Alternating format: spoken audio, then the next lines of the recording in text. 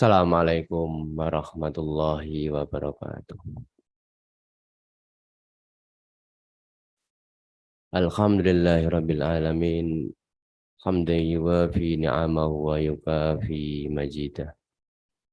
Ya Rabbana lakal hamdu kama yanbaghi li jalalika wajhika wa 'azimi sultanik.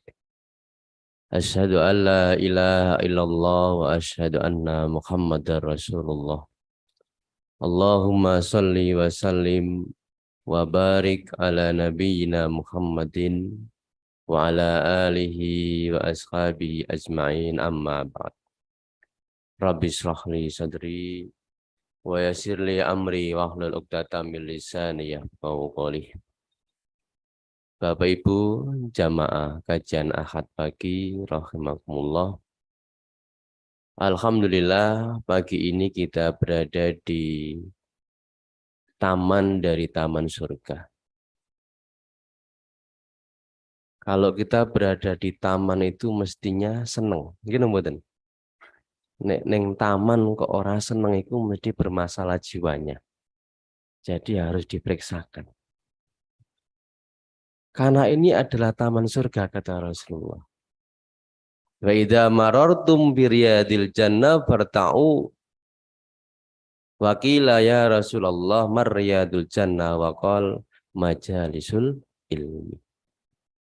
Apabila kau melewati taman surga, maka menggembalalah. Ya. Maka sahabat bertanya, Maryadul Jannah, apa itu taman surga ya Rasulullah? Rasulullah kemudian menjawab, Majalisul ilmi. Ini taman surga, majelis ilmu.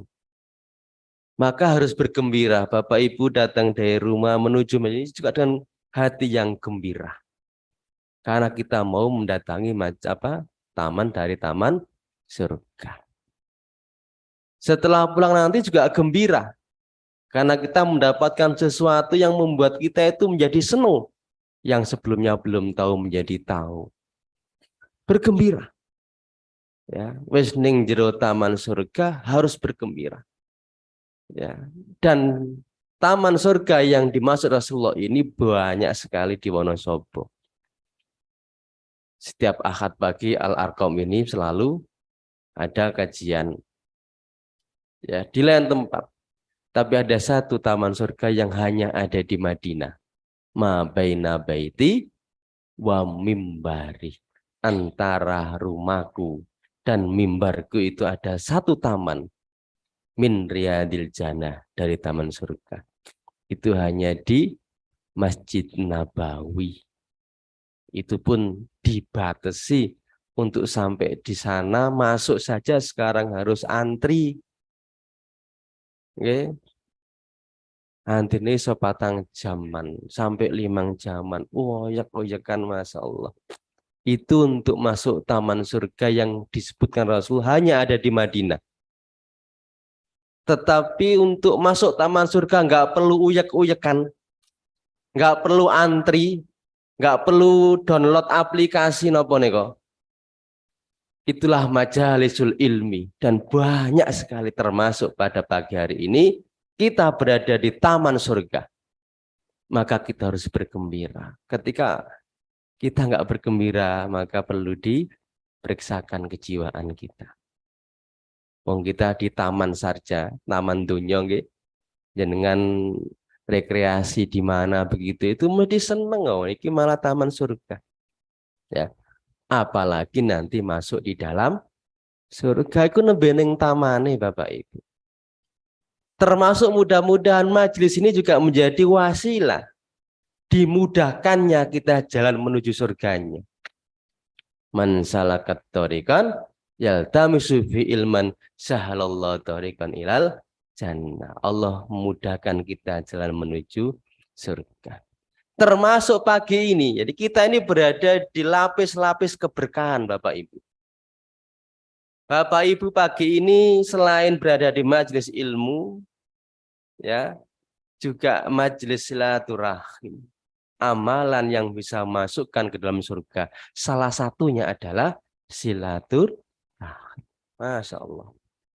Ya, kita ini berada di lapis-lapis keberkahan. Maka patut bagi kita untuk bersyukur. Ya, kita ucapkan alhamdulillahirabbil alamin. Bapak Ibu yang dirahmati Allah, pagi yang berbahagia ini kita akan belajar bersama bagaimana kita berinteraksi dengan Al-Qur'an. Kaifa nata'amalu ma'al Qur'an. Rasulullah SAW itu tidak meninggalkan kepada kita harta yang berlimpah. Rasulullah kepada kita hanya meninggalkan dua saja, ya, yaitu Al-Quran dan Al-Hadis. Kalau kita mau berpegang teguh dengan dua hal ini, wa in tamassaktum bihima, mau berpegang teguh dengan Al-Quran, berpegang teguh dengan Al-Hadis, lan tadillu abada. Ini pakai kata-kata lan, menunjukkan selamanya tidak akan sesat. Ya. Ini warisan Rasulullah Sallallahu Alaihi Wasallam. Kita juga harus meyakini dengan seyakin-yakinnya bahwa Al-Quran itu kamil dan sumul, sempurna dan menyeluruh kandungannya. Bapak Juhaili menjelaskan tentang sifat Al-Quran ketika menjelaskan dalikal kitabul la raiba fi, surat Al-Baqarah ayat 2. Dalikal kitabul la raiba fi hudalil muttaqin. Bapak Juhaili dalam tafsir Al-Munir mengatakan di antara sifat Al-Quran itu adalah apa? Kamil dan sumul, sempurna dan menyeluruh. Isi kandungannya mencakup kehidupan hidup dan kehidupan kita, baik di dunia maupun di akhirat. Dari mana Bapak Juhaili mengatakan Al-Quran itu kamil? Dari lafadz dalikal kitab. Allah menyebutkan dengan kata yang jauh, dalika, seolah-olah itu jauh itu. Padahal yang dikehendaki adalah hadal kitab. Oleh ahli bahasa itu dikatakan litakdim, dalam rangka mengagungkan. Isi Al-Quran itu begitu agungnya, kandungannya mencakup dalamnya tentang qasas, kisah-kisah, cerita-cerita orang-orang terdahulu tentang perintah, tentang larangan. Maka Bapak Juhaili mengatakan di antara sifat Al-Quran adalah apa? Isinya kamil. Yang kedua bahwa Al-Quran itu sifat Al-Quran apa?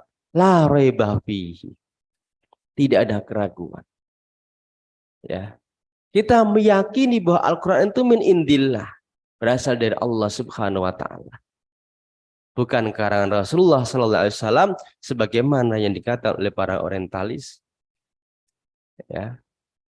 Kemudian yang ketiga, sifat Al-Quran itu ia menjadi sumber hidayah bagi orang-orang yang muttaqin, termasuk hudalinas, sumber hidayah bagi manusia yang mau meneliti, yang mau membuka hatinya. Ini Bapak Juhaili menjelaskan tentang sifat Al-Quran ketika menjelaskan lafadz dalikal kitabu la raiba fihi. Lalu bagaimana kemudian? Sebagai seorang muslim, kita wajib meyakini bagian dari rukun iman itu kan iman kepada kitab-kitab Allah, itu Al-Quran. Bagaimana kita meyakini? Apa bukti bahwa kita itu iman dengan Al-Quran? Bagaimana kita bisa memanfaatkan Al-Quran itu menjadi guidance, ya, menjadi petunjuk di dalam hidup dan kehidupan kita? Maka jamaah rahimakumullah, berkaitan dengan tema kita ini, untuk memperkaya lagi kajian kita ini, ada 3 literatur yang bisa kita baca. Yang pertama adalah Imam Al-Ghazali. Di dalam Ihya itu secara panjang lebar membahas tentang adab tilawatul Quran. Yang kedua, Imam Nawawi. Ada kitab yang beliau tulis tentang At-Tibyan, judulnya itu yang bahas adab-adab membaca Al-Quran dan bagaimana menghafalkannya. Kemudian yang ketiga ditulis Yusuf Qaradawi. Judulnya itu Kaifa nata'amalu ma'al Quran. Bagaimana kita berinteraksi dengan Al-Quran. Ya. Jamaah rahimakumullah. Berkaitan dengan hal ini, Rasulullah Shallallahu Alaihi Wasallam pernah mengadu kepada Allah Subhanahu Wa Taala. Di dalam surat Al-Furqan ayat 30 Allah mengadu. Wa qala ar-rasul ya Rabbi inna qaumit takhadu hadal Qur'ana mahjura. Wa qala ar-rasul, Rasul di sini adalah Nabi kita Muhammad sallallahu alaihi wasallam. Ya mengadu kepada Allah, ya Rabbi. Wahai Tuhanku, inna qaumi sesungguhnya kaumku ittakhadhu hadal Qur'ana majura. Sesungguhnya kaumku menjadikan Al-Quran ini tidak diajukan lagi. Sudah enggak dianggap penting. Diabaikan. Padahal tadi isi Al-Quran itu begitu sempurnanya. Isi kandungannya begitu lengkap. Sekalipun konteks ayat ini itu ditujukan kepada orang musyrik. Orang musyrik itu ketika Al-Quran dibacakan itu gaduh. Ribut sendiri. Tidak dianggap penting. Apakah perilaku orang musyrik Makkah dan Madinah ini tidak terjadi pada diri kita? Kita baca di dalam tafsirnya. Ada dua literatur yang saya jadikan rujukan dalam bahas ini. Yang pertama ada tulisan yang ditulis oleh Imam Ibnul Qayyim Al-Jauzi. Ada namanya kitab Al-Fawaid. Ada bab tentang anwa'u hajrun, macam-macam orang-orang yang mengabaikan Al-Quran ketika menjelaskan mahjuro. Mahjuro itu acuh, tidak menganggap penting, abai. Ibnul Qayyim menjelaskan ada 5 yang termasuk kategori mahjuro itu. Tidak tekun mendengarkannya dan membacanya. Ya, bahkan ketika ada yang membaca Al-Quran kemudian ngomong dewi-dewi, apa pas acara mantenan nih kalau nggih. Kadang kula niku mboten setuju nih acara mantenan kok ya ono maca Qur'ane barang itu. Ya. Itu kena ayat ini nih. Termasuk kategori majuro. Tidak mendengarkan ketika Al-Quran itu dibacakan. Ya. Kemudian tidak mengindahkan halal dan haramnya walaupun yakin dan membacanya. Saya nggak tahu berapa kali kita udah khatam Al-Quran. Tetapi perkara hal haram apakah sudah kita lakukan? Yang perintahnya kita lakukan, larangannya kita tinggalkan. Ayat yang paling panjang. Okay? Ayat yang paling panjang. Niku ayat tentang nopo? Tentang hutang piutang. Tentang bab muamalah duniawiyah. Surat Al-Baqarah niku. Ya. Apakah kita sudah praktekkan? Dalam bab hutang piutang itu harus dicatat, harus menghadirkan dengan saksi, harus ada agunannya misalnya gitu. Itu bagian dari anjuran-anjuran ya, yang mestinya bisa kita praktekkan dalam kehidupan kita sehari-hari. Larangan riba. Ya. Kemudian tidak menjadikan rujukan dalam menetapkan hukum menyangkut usuluddin, prinsip-prinsip agama dan turunannya. Ya. Kita membacanya, sudah. Tetapi sudahkah kita menjadikan Al-Quran sebagai referensi di dalam penetapan dan penetapan hukum? Saya bersyukur persoalan waris misalnya gitu, nggih. Saya sering kali diminta untuk menghitungkan, untuk membagi. Termasuk ketika Majelis Tarjih, ya, rapat Majelis Tarjih itu beberapa kali juga membahas tentang bab waris. Ya. Ini satu hal yang menarik menurut saya, yang selama ini persoalan waris, bagaimana membagi sesuai dengan Al-Quran itu, sekarang sudah hirau masyarakat itu. Bagaimana membagi warisan sesuai dengan ketentuan Al-Quran. Ya. Kemudian tidak berupaya memikirkan, mentadaburi. Membaca mungkin sudah, tetapi mentadaburi, memahami, ini persoalan. Ya. Tidak menjadikan sebagai obat. Ya, ini membaca itu bagian dari obat, karena Al-Quran itu syifaun, obat lima fisudur. Kategori-kategori yang disampaikan oleh Ibnul Qayyim ini tidak mendengarkan dan membacanya, tidak mengindahkan hal dan haramnya, tidak menjadikan referensi di dalam penetapan hukum-hukumnya, tidak mentadaburi. Semua ini jika kita lakukan termasuk kategori mahjur, wong sing ape terhadap Al-Quran. Ya. Ibnu Katsir menjelaskan lain. Ya. Ketika menjelaskan tentang makna mahjur. Ya. Ibnu Katsir mengatakan termasuk kategori mahjur itu apa? Idza tuliya alaihimul Qur'an aksarul laghat. Ketika dibacakan Al-Quran, kebanyakan mereka itu gaduh. Laghat itu gaduh. Wal kalamu fi ghairi, ngomong dewi-dewi.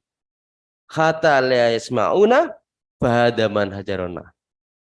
Sampai kemudian ia tidak mendengarkan Al-Quran yang dibaca. Itu kenapa? Gaduh, ngomong dewi-dewi. Itu termasuk mahjuro, wong sing ape dengan Al-Quran. Kemudian yang kedua,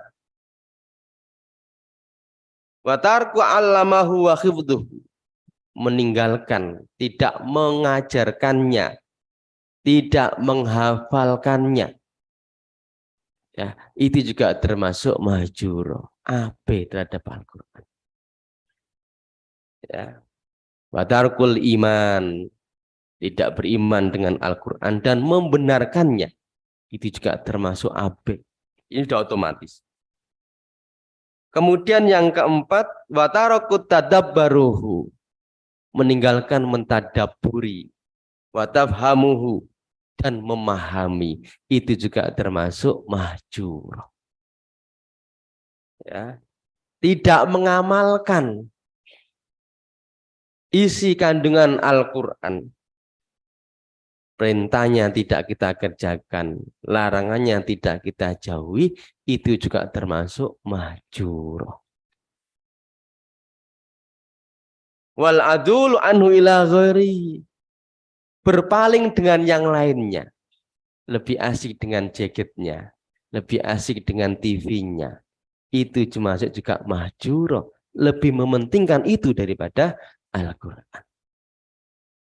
Ibnu Katsir lebih detail lagi dibanding. Tetapi intinya apa, Bapak Ibu rahimakumullah? Apa yang diadukan Rasulullah SAW ini, sekalipun ini konteksnya kepada orang musyrik, ketika Rasul membacakan kepada mereka, gaduh mereka, mengabaikan Al-Quran. Apa yang dilakukan oleh orang musyrik itu juga bisa terjadi pada diri kita. Termasuk kategori mahjur itu apa? Ini, ketika dibacakan Al-Quran, ngomong dewi-dewi, gaduh, tidak mendengarkannya, ya, tidak mengajarkannya dan menghafalkannya, tidak mentadaburinya, itu termasuk kategori mahjur. Kita koreksi diri sendiri. Kemudian, lalu bagaimana sikap kita?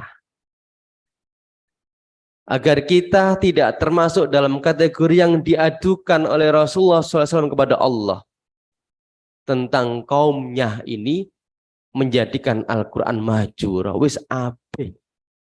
Tidak dianggap penting lagi Al-Quran itu, padahal tadi saya sampaikan, sebagaimana saya sampaikan oleh Wabaju Khaili, sifat Al-Quran itu kamil, sempurna, sumul, menyeluruh. Isi kandungannya mencakup aspek hidup dan kehidupan kita di dunia maupun di akhirat. Ya. Maka kalau kemudian kita jauh tidak berpegang teguh dengan Al-Quran ini, tidak menjadikan Al-Quran sebagai guidance di dalam hidup kita, maka bisa jadi kita termasuk dalam kategori apa? Wa man a'rada an dzikri fa inna lahu ma'isyatan dunka. Barang siapa yang berpaling dari peringatanku, fa inna lahu ma'isyatan dunka, maka baginya penghidupan yang sempit. Ya, ketoke sugih, omahe gede, mobile akeh. Tetapi sumpek. Ya. Ono sek ngeluh terus. Itu kenapa? Ya, jadi ia berpaling dengan Al-Qur'an. Waman a'rada an dzikri fa inna lahum ma'isyatan dunka. Maka baginya penghidupan yang sempit. Ya. Wa nahsuruhum yaumal qiyamati a'ma. Ini yang dan kami kumpulkan besok pada hari kiamat dalam keadaan buta. Nauzubillahi min dzalik. Maka mari kita jadikan Al-Quran ini hiasi rumah kita dengan Al-Quran. Zayyinu buyutakum bil Quran. Hiasi rumahmu dengan Al-Quran. Maka yang pertama, agar kita tidak termasuk kategori mahjur, wong sing dianggap abai dengan Al-Quran, yang pertama adalah kita membacanya. Insya Allah ya jamaah Ahad pagi ini pun rutin nggih. Insya Allah, alhamdulillah membaca. Ya, itu bentuk keimanan yang paling minimalis. Ya, yang paling minimalis itu bagi orang Muslim adalah duwe Al-Quran. Kira-kira gitu, nggih. Paling minimalis duwe Al-Quran yang gone bufete, mbok diwaca mbok diwaca. Nek wong Muslim ngaku iman kok orang duwe Al-Quran itu kebangetan. Ya, itu paling minimalis. Yang duwe Al-Quran. Pemane Al-Quran yang teko Madinah. Boleh disimpan aja sampai rusak nggo kenang-kenangan. Masya Allah. Wong Al-Quran ku dibaca kok nggo kenang-kenangan. Disimpen ning ngene bubat sampai kemudian plastiknya wae urung dibuka misalnya. Ya, karena kenang-kenangan. Doa Al-Quran itu dibaca kok kenang-kenangan. Ya. Membaca. Ya. Itu bentuk dari supaya kita tidak kena tadi kategori mahjur, wong sing ape dengan Al-Qur'an. Ya. Maka Rasulullah mengatakan warattilil Qur'ana tartila. Bacalah Al-Qur'an dengan tartil. Ya. Dengan tartil itu apa? Saya menemukan definisi itu. Ya. Itu juga di tafsir Al-Munir, ya. Bapak Juheli mendefinisikan tartil itu ayyubayyina jami'ul huruf, memperjelas semua huruf-hurufnya, makharijul hurufnya jelas, ya. Nah, ini saya kira perlu juga untuk belajar tahsin ya, kepada ahli-ahli Quran itu, ya. Wa yuwaffi haqquha, menyempurnakan hak-haknya, nggak boleh kita ngambil yang bukan haknya. Alif itu keluarnya bagaimana, ba itu seperti apa, ya, ba itu rontok mangapi, ya. Jadi itu tartil. Maka kita perlu belajar juga. Yang masih membacanya kurang sempurna, terus membaca, terus belajar, ya. Di dalam ilmu Quran itu ada namanya ilmu gharibul Quran. Ada kata-kata asing di dalam Al-Quran. Misalnya apa, Bapak Ibu? Kita mendapati misalnya ada huruf yang panjang tapi dibaca pendek. Misalnya di dalam surat Al-A'raf, okay. Surat apa?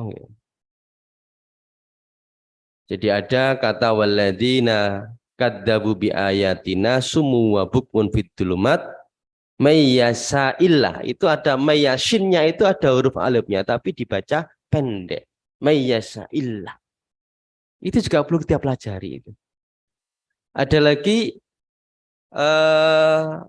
tulisannya di Al-Qur'an itu yalhas dalika. Ada wakaf qaf lamnya itu. Kalau dibaca sambung wasal, bacaannya yalhad dalika. Ya, itu ada di dalam surat Al-A'raf 176 itu tulisannya yalhas pakai sa, tapi ada wakaf qaf lam. Ya, tapi kalau dibaca wasal maka sa-nya hilang, masuk ke dalnya. Yalhad dalika. Ini kan butuh kita pelajari itu. Itu termasuk kategori gharibul Quran. Ya, hal-hal yang asing dalam Al-Qur'an misalnya. Ya. Atau irkab ma'ana. Itu juga ada wasalnya. Itu dibaca irkam ma'ana. Kalau dibaca langsung. Nah, itu ilmu yang lain yang harus kita pelajari ketika kita membaca Al-Qur'an itu bisa dengan benar. Tetapi poin pentingnya bahwa agar kita tidak dianggap sebagai orang yang abai, mahjuro, itu adalah membaca. Ya. Karena membaca itu juga bagian dari bukti bahwa kita itu iman dengan Al-Quran. Surat Al-Baqarah ayat 121, Allah berfirman, alladzina atainahumul kitaba yatlunau haqqa tilawatih ulaika yu'minuna bih wa may yakfur bihi faulaika humul khasirun. Konteks ayat ini kepada ahli kitab Yahudi Nasrani. Orang-orang yang kami berikan kepada mereka Alkitab Yahudi Nasrani. Haqqa tilawatihi. Yatlunahu, mereka membacanya haqqa tilawatihi. Ada yang menafsirkan tilawati itu adalah apa? Sampai kemudian dia mengikuti apa yang ada di dalam Alkitab itu. Ya, Yahudi Nasrani tidak mengubah-ubah kitab mereka. Mereka membaca sebagaimana yang diturunkan oleh Allah Subhanahu wa taala kepada Nabi Musa. Ya. Kitab Taurat. Kemudian mereka mengikutinya. Dikatakan oleh Allah, ulaika yu'minun nabi. Mereka itu adalah yang beriman dengan kitab itu. Ya. Sama dengan kita. Allah menurunkan Al-Quran kepada Rasulullah SAW. Ya. Dan kita diperintahkan untuk beriman dengan Al-Quran itu, maka bentuk bukti keimanan kita kepada Al-Quran adalah apa? Dengan membacanya. Maka dengan kita membaca Al-Quran, kemudian mengikuti ya, apa yang ada di dalam Al-Quran itu, ulaika yu'minun nabi. Maka kita termasuk orang yang beriman dengan Al-Quran. Ya. Ini yang pertama, agar kita tidak termasuk mahjur. Kemudian mungkin akan muncul persoalan aspek hukum misalnya. Ya, apalagi ini apa mau puasa. Ya. Bolehkah misalnya bagi ibu-ibu misalnya yang haid boleh membaca Al-Quran misalnya. Ini dalam fikih, lagi-lagi dalam aspek hukum fikih, ulama berselisih dalam hal ini. Ada yang membolehkan. Ulama-ulama Malikiyah termasuk yang membolehkan perempuan itu membaca Al-Quran. Ya. Syed Sabiq dalam fikih sunnah juga termasuk ketika mengutip pendapat Bukhari, Tabrani juga termasuk yang membolehkan perempuannya membaca Al-Quran. Tetapi ulama Syafi'iyah termasuk yang melarang. Nah, ini persoalan fikih. Tarjih sendiri kalau kita baca dalam bab tanya jawab tentang persoalan ini, tarjihnya mengatakan Persoalan itu hanyalah persoalan etika. Ya, karena Al-Qur'an itu kalamullah, beda dengan buku-buku yang lainnya, maka hendak yang baca dalam keadaan suci. Aspek itunya saja. Bahkan Prof. Samsul Anwar, kalau jenengan punya buku Fatwa Ramadannya, termasuk yang membolehkan perempuan yang haid itu membaca Al-Quran. Sekalipun tetap yang utama adalah dalam keadaan bersuci. Tapi kalau baca boleh. Bin Bas mengatakan boleh, tapi nggak boleh menyentuhnya. Kalau mau menyentuh menggunakan hail, ada pembatasnya. Atau suaminya yang membukakan. Nah, ini persoalan aspek hukum. Ya, kalau misalnya ibu-ibu yang masih muda haid 10 hari nggak membaca Al-Quran, ya ono nesu-nesu. Ya, adanya nesu-nesu. Al-Quran itu yang bisa melembutkan hati orang. Sekeras apapun hati orang, ketika dia terindrai dengan hal-hal yang bersifat ruhiyah, maka insya Allah itu menjadi lembut. Sekeras apapun hati Umar bin Khattab, begitu mendengarkan Al-Quran, maka luluh juga hatinya. Nah, ini tinggal memilih. Okay? Itu aspek hukumnya. Kemudian fadilah, saya kira banyak sekali. Keutamaan orang membaca Al-Quran itu banyak sekali. Okay? Itu baru membacanya, okay, Bapak Ibu.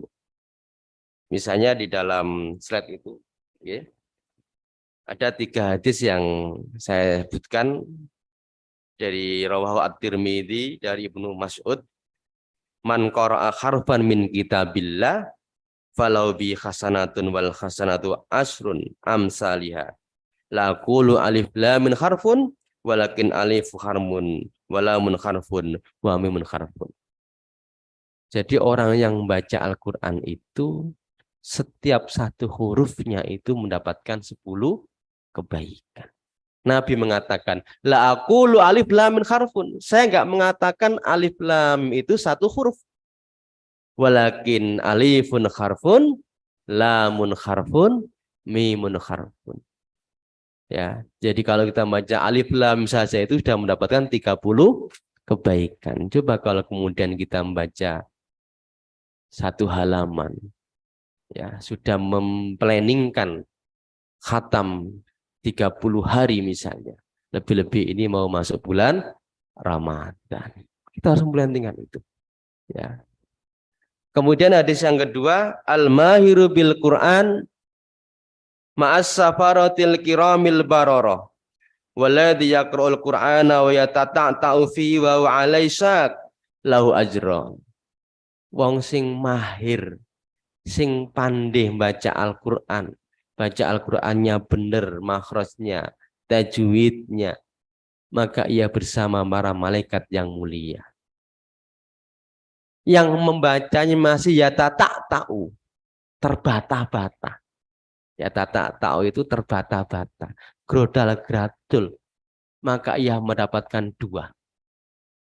Yang satu beratnya, susahnya dia membaca, ya. Tapi yang kedua adalah membacanya itu sendiri. Walaupun masih grodal-gradul, dia terus berusaha untuk membacanya. Itu dinilai oleh Allah Subhanahu wa Ta'ala. Maka yang masih membaca grodal-gradul, ojo kemudian was ngene wae oleh loro, jangan. Ya terus belajar supaya bacanya itu lancar, baik, supaya kemudian ini kita bersama para malaikat yang mulia. Terus belajar, membaca Al-Quran. Kemudian hadis yang ketiga, Rawahu Al-Baihaqi dari Ibnu Umar radhiyallahu anhu maqala Rasulullah sallallahu alaihi wasallam inna hadil quluba tasda'ul hadid. Hati itu bisa berkarat seperti besi. Hati niku tasda'ul hadid, bisa berkarat seperti besi.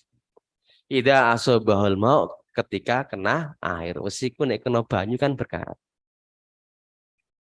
Kila ya Rasulullah wa ma jilauha. Terus apa obatnya nek hati wis berkarat itu? Qala kasratu dzikril maut, ake-ake ingat mati, wa tilawatul Quran, dan membaca Al-Quran. Itu obatnya. Ya. Jadi obat ati sing keras, ati sing wis berkarat itu kata Rasulullah, akeh-akeh yo ingat mati. Mati itu jadi motivasi. Karena nggak ada orang yang tahu kapan semua kita akan mati, maka tidak ada ruang bagi kita untuk berbuat hal-hal yang Allah tidak ridho. Kita akan mengisi day to day-nya, jam per jamnya, untuk melakukan hal-hal yang bermanfaat. Karena tidak ada yang tahu kapan kita semua akan mati. Kemudian watilawatul Quran. Perbanyak membaca Al-Quran. Itu yang bisa mengobati hati yang berkarat. Ini beberapa fadilah dan masih banyak lagi. Misalnya lagi Iqra'ul Qur'ana wa inna ya'ti yaumal qiyamati syafi'an li ashabihi. Bacalah Al-Qur'an. Ya. Iqra'ul Qur'ana fa inna ya'ti yaumal qiyamah. Karena Al-Qur'an itu besok pada hari kiamat datang kepada ya pembacanya itu syafi'an, akan menjadi syafaat. Jadi ada banyak sekali fadilah-fadilah itu. Kemudian yang ketiga, Bapak Ibu, di antara perkara yang harus kita lakukan bagaimana kita berinteraksi dengan Al-Quran itu dengan mendengarkannya. Mendengarkan. Maka ini harus menjadi bentuk kegiatan. Bagaimana misalnya? Satu keluarga ketika suaminya membaca, istrinya mendengarkan. Terus bergantian. Ini bisa menjadi program kegiatan. Ya. Kalau suami istri bersama-sama membaca, lalu siapa yang akan membetulkan kalau bacaannya ada yang salah?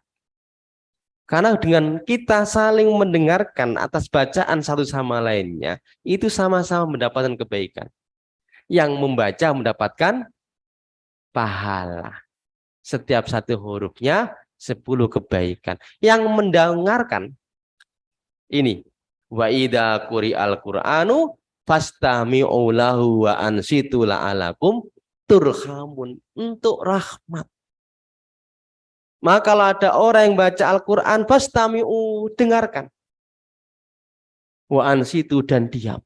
Jangan gaduh, jangan ngomong sendiri-sendiri. La'alakum turhamun, dengan melakukan dua amalan ini, mendengarkan, diam, mudah-mudahan kamu mendapatkan rahmat. Kalau suami istri di rumah punya kegiatan dan keluarganya itu, suaminya membaca, mendapatkan kebaikan per satu hurufnya, istrinya mendapatkan rahmat. Ketika istrinya membaca, istrinya mendapatkan satu kebaikan, satu huruf 10 kebaikan, suaminya mendapatkan rahmat.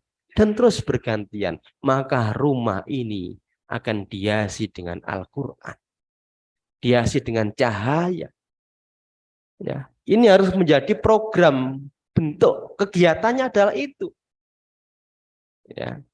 Nah, berkaitan dengan hal ini, jamaah rahimakumullah, ayat ini juga mengandung hukum.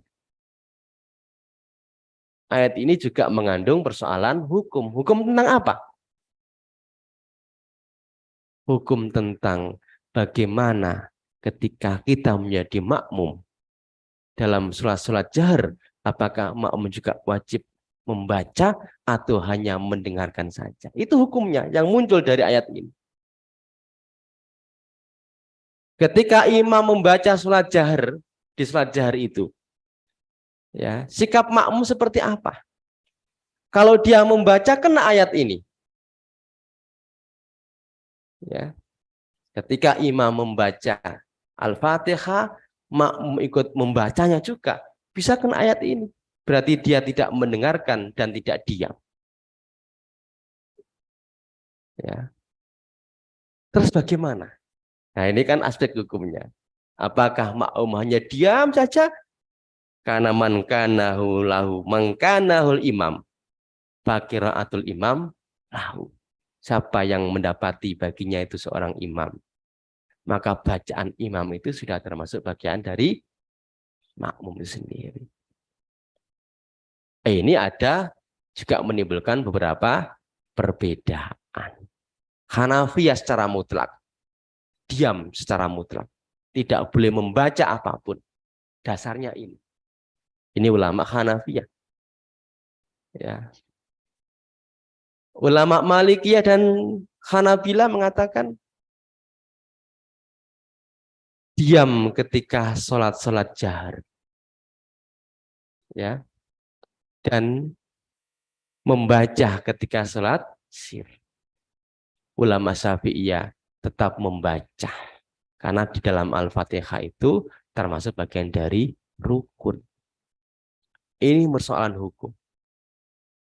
Maka ada kemudian menggabungkan dua dalil yang bertentangan ini. Yang satu mengatakan la sholata liman lam yaqra bi Fatihatil kitab. Tidak sah sholat yang enggak membaca Al-Fatihah, tetapi ada ayat ini.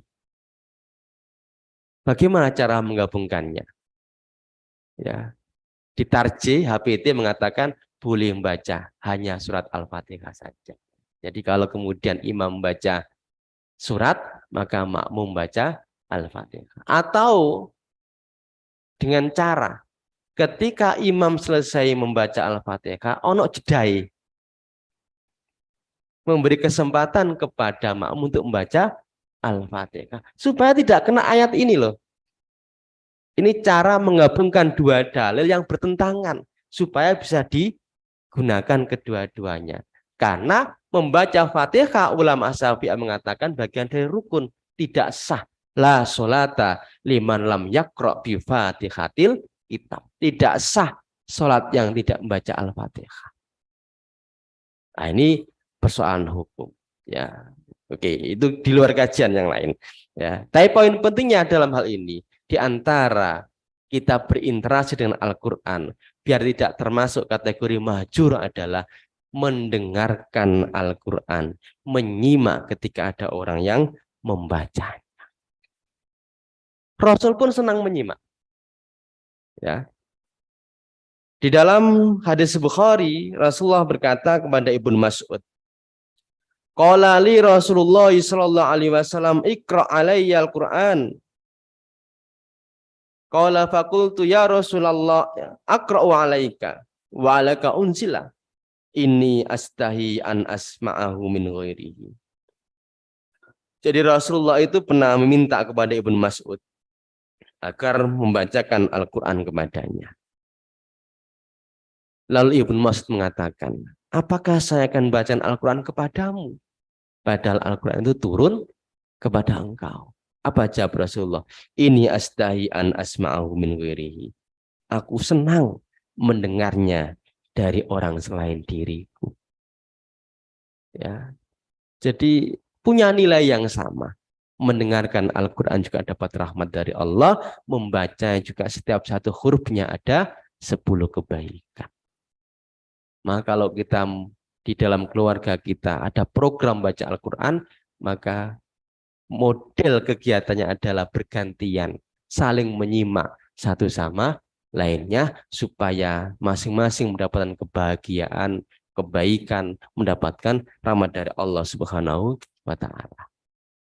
Kemudian yang ketiga, bagaimana kita berinteraksi dengan Al-Quran agar kita tidak termasuk kategori orang yang mahjurah itu, mentadaburi. Mungkin kita sudah membacanya, tapi bagaimana dengan memahaminya? Sekarang ini banyak Bapak Ibu, tafsir-tafsir yang sudah berbahasa Indonesia itu sudah sangat banyak sekali. Ya, tinggal kita mau apa? Tidak. Ada orang yang memang nggak senang membaca, tapi senang menghadiri majelis ilmu, maka gunakan kesempatan itu. Ya. Mentadaburi. Apa makna mentadaburi? Saya ambil dari pendapat Jamak Sari. Jamak Sari ini juga punya tafsir namanya Al-Kasyaf. Tafsir Mu'tazilah. Jamak Sari ini orang Mu'tazilah. Banyak menggunakan akal. Yang mendefinisikan tadabur itu ta'ammalu ma'anihi wa tabassaru ma fihi. Ta'ammalu ma'ani, merenungkan makna-maknanya. Wa tabassaru ma fihi, dan menyingkap apa yang ada di dalamnya. Itu tadabbur. Membaca saja sudah baik. Oke? Membaca saja itu sudah baik karena Allah memberikan nilai setiap satu hurufnya 10 kebaikan. Maka akan lebih baik lagi kalau kemudian kita mentadaburi, merenungkan maknanya dan menyingkap apa yang dikandungnya dari apa yang kita baca. Sehingga kita bisa mengamalkan. Ada satu kisah. Kisah ini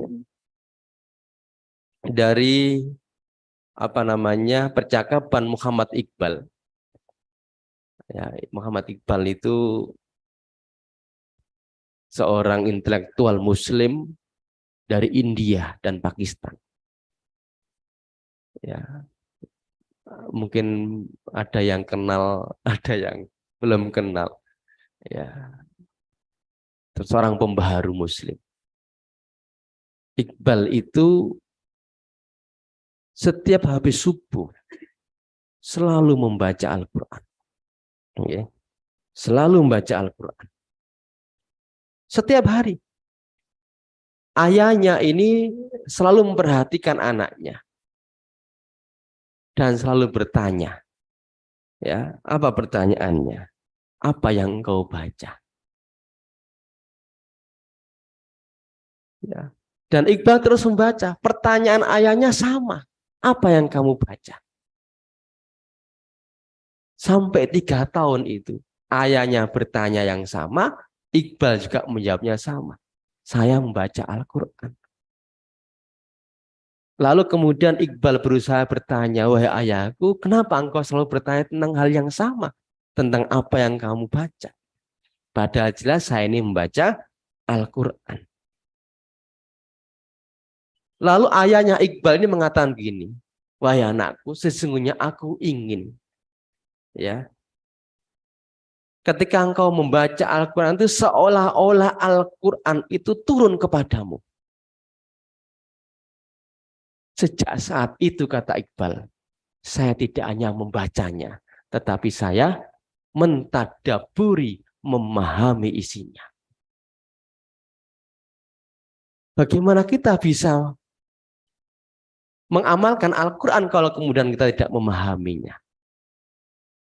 Ya. Maka memahami Al-Quran itu bagian dari ikhtiar. Usaha kita untuk bisa kita amalkan. Ya, kalau sekedar kita membacanya tidak bisa kita mengamalkannya. Ya. Maka mentadaburi itu bagian dari tujuan. Ya, saya mengutip dari tafsir As-Sa'di. Ya, tafsir As-Sa'di ketika menjelaskan makna liyatadabbaru. Surat As-Sad ayat 29, Allah berfirman, kitabun anzalnahu ilaika mubarakun liyatadabbaru ayatihi wa liyatadzakkara ulul albab. Ini adalah sebuah kitab yang kami turunkan kepadamu penuh dengan berkah supaya mereka memperhatikan ayat-ayatnya. Liyatadabbaru ayatihi, memahami ayat-ayatnya, wa liyatadzakkaru, dan supaya mendapatkan pelajaran orang-orang yang mempunyai pikiran. Ketika menjelaskan makna tadabbaru di dalam ayat ini, di dalam tafsir As-Sa'di itu, di antara hikmah diturunkannya Al-Quran adalah apa? Liyatadabbarun nas ayati, supaya ditadaburi, dipahami manusia. Ya. Sehingga mereka bisa mengeluarkan ilmu apa yang ada di dalam kandungnya, dikandung oleh Al-Quran.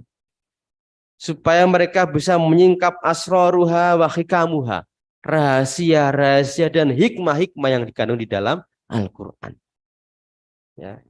Karena dengan mentadaburi di dalamnya dan menyingkap, itulah yang bisa semua itu terjadi.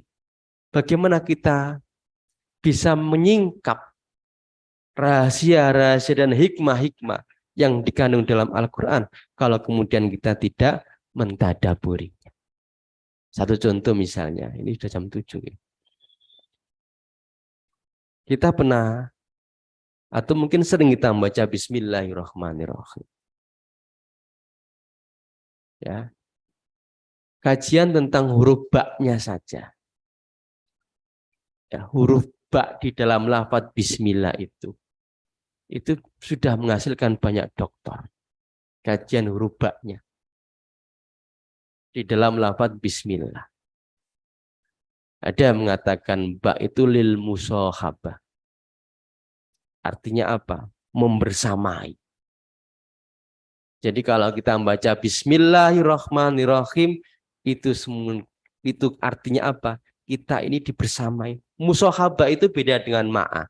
Kalau ma'a itu bersama itu bisa tidak jejeran begini. Ya, saya datang ke masjid ini bersama, belum tentu jejeran. Iso nengguriku. Tapi kalau makna musahabah itu jejeran begini. Maka ketika kita membaca Bismillahirrahmanirrahim, kita menyertakan Allah dalam setiap aktivitas kita. Maka kalau kita sudah melakukan satu aktivitas amal, sudah membaca Bismillah, kok masih melakukan hal-hal yang Allah tidak ridho, itu berarti kita huruf benar membaca huruf ba-nya. Ya, itu baru huruf ba. Ya, ada ba bimakna lil isti'anah. Kita memohon. Ya, karena di dalam lafaz bismillah itu ada sesuatu yang dibuang yang berupa perbuatan yang akan kita lakukan. Misalnya apa? Saya makan. Akal tuh bismillahirrahmanirrahim. Ada sesuatu yang mahdhuf, sesuatu yang dibuang. Maka dengan kita melakukan satu aktivitas dimulai dengan bismillahirrahmanirrahim, kita berharap ada keberkahan, tabarukan dengan aktivitas yang kita lakukan ini. Lil isti'anah, kita memohon pertolongan kepada Allah Subhanahu wa taala. Itu kalau kita membaca, mengkaji tentang ba-nya saja dari lafaz bismillahirrahmanirrahim. Belum kita membahas tentang lafaz ismunnya, belum lafaz Allahnya, belum bismillah secara umumnya. Ya, panjang berkaitan hal ini. Ya, jadi intinya apa? Bagian dari interaksi kita dengan Al-Quran adalah apa? Mentadaburi. Ya, supaya kita bisa apa? Mengeluarkan apa yang dikandung dalam Al-Quran itu. Menyingkap rahasia-rahasia dan hikmah-hikmahnya. Maka kalau kemudian kita tidak senang membaca melalui tafsir-tafsirnya, maka datangi majelis-majelis ilmu. Yang terakhir, berkaitan dengan tadabbur ini, mengapa kemudian kita harus mentadaburi Al-Quran? Ada satu buku ya, yang ditulis oleh Syakib Arsalan. Ini mungkin tidak tanamkan situ. Ya. Ada buku yang ditulis oleh Syakib Arsalan, judulnya Limada ta'akharal muslimun wa taqaddamu akhar. Mengapa orang muslim itu terbelakang dan yang lainnya itu maju? Ini sebenarnya pertanyaan yang disampaikan oleh ulama Indonesia namanya Syekh Basuni yang ditujukan kepada Rasyid Ridho. Coba dibaca di dalam tafsir Al-Manar itu ada kisah tentang hal itu. Ya, jadi Syekh Basuni ini dari Indonesia ini bertanya kepada Rasyid Ridho.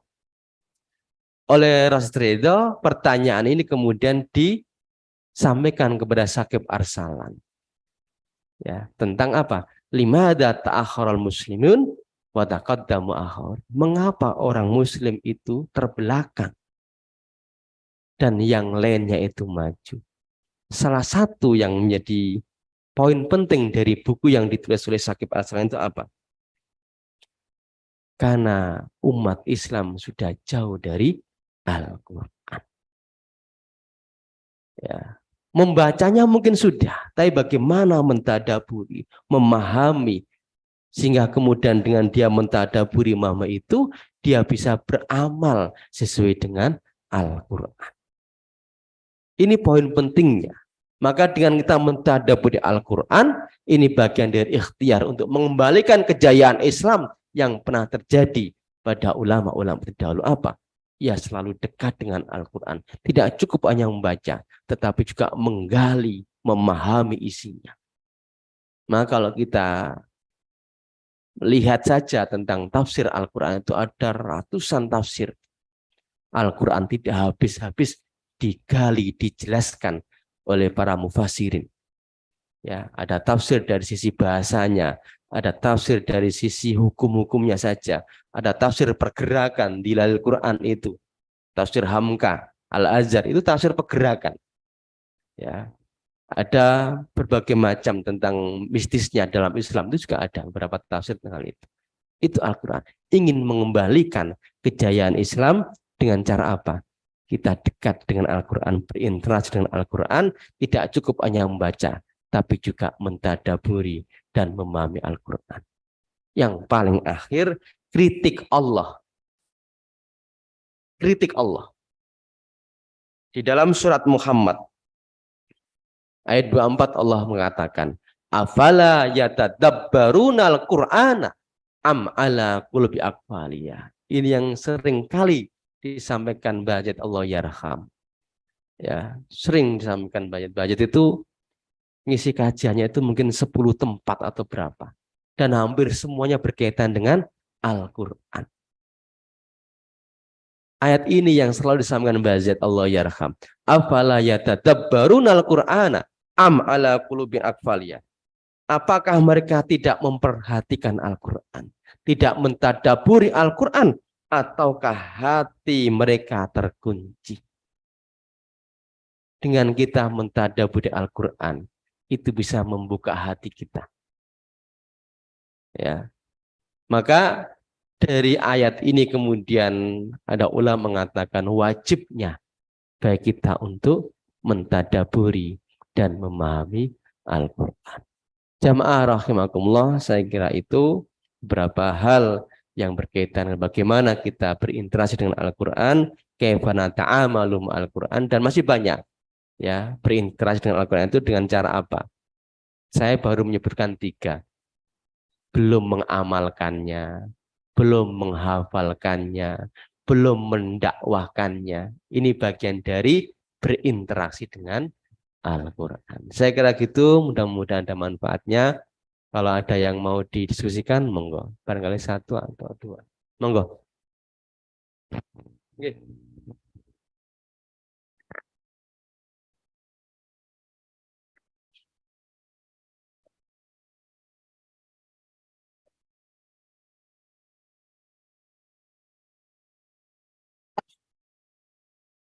Bismillahirrahmanirrahim. Assalamualaikum warahmatullahi wabarakatuh. Ini Ustadz, saya nggak mau tanya, tapi saya minta diskusi. Begini, ada teori, ya Allah, kenapa saya buta? Padahal di dunia saya melihat. Itu ada ayat seperti itu. Yang jadi kenyataan gini Ustadz, ada di dunia itu buta ya Ustadz. Terus karena di dunia tidak ada yang membimbing, akhirnya ya di akhirat buta lagi Ustadz. Nah, di Wonosobo itu ada komunitas tunanetra belum tersentuh oleh majelis tarjih tentang dakwah dari Muhammadiyah. Makanya boro-boro akses Quran, mereka aja sholat aja belum tentu jelas. Apalagi wudu belum sempurna. Nah, yang repot itu ada di komunitas disabilitas bisu tuli. Itu justru yang ngopeni itu teman-teman orang kafir, Ustaz. Nah, saya mohon untuk teman-teman disabilitas itu bantuan untuk dibimbing itu loh. Paling enggak itu ya sholatnya itulah dibimbing atau wudunya dibimbing gitu. Itu aja Ustadz. Terima kasih. Wassalamualaikum warahmatullahi wabarakatuh. Oke. Ini bagian dari otokritik bagi kita sebagai gerakan Muhammadiyah. Jadi ada komunitas yang ya saya tangkap yang belum tersentuh dengan dakwah kita. komunitas disabilitas yang nggak bisa melihat itu. Al-Quran Braille itu mahal sekali. Ya, itu jadi sampai berapa ya? 3 atau 5 jutaan gitu. 3 juta nggih. Iya. Nggih. Itu Al-Quran Braille itu nggih. 3 jutaan itu. Saya kira ini bagian dari PR ya bagi gerakan Muhammadiyah di Wonosobo ini ada komunitas yang belum tersentuh. Ya, ini bagian PR kita semuanya dan mari kita bersama-sama ya karena kan ini harus khusus ini ustadznya juga harus khusus gitu kan. Ya harus khusus ustadznya yang bisa paham tentang huruf-huruf Braille ini ya supaya kemudian Al-Quran ini tidak hanya dipahami oleh kita semua yang secara fisik normal, tetapi juga saudara-saudara kita Muslim itu juga bisa memahami Al-Quran sesuai dengan kapasitas yang dia miliki. Ya, termasuk bagaimana tadi disampaikan tentang buru-buru maca Quran misalnya, lalu nggak bisa melihat aspek wudhunya saja belum sempurna sholatnya. Maka ini terima kasih Bapak bagian dari kritik ya terhadap gerakan kita yang sudah demikian besar gedung amal usahanya, tapi hal-hal yang berkaitan dengan dakwah-dakwah yang seperti yang sama tadi itu ternyata belum tersentuh. Mudah-mudahan segera untuk bisa disikapi ya, kemudian dicarikan tentunya Ustadz secara khusus ini ya. Kemudian termasuk juga menyediakan Al-Quran. Betul, Al-Quran Braille itu tadi ya 3 jutaan itu memang mahal. Ya berbeda dengan Al-Quran kita ini kan paling 60, 50 itu bisa. Ya. Kira-kira gitu ya Pak. Ini terima kasih sekali. Ya, ini bagian dari kritik bagi gerakan kita yang barangkali belum tersentuh. Ternyata ada komunitas yang belum bisa kita ya gunakan sebagai satu media dakwah kita. Saya kira gitu, nggih. Terima kasih, Ustaz. Nggih. Mudah-mudahan ada manfaatnya. Jika ada hal yang kurang, saya mohon maaf yang sebesar-besarnya. Nasru minallah wa fatun qorib. Wassalamualaikum warahmatullahi wabarakatuh.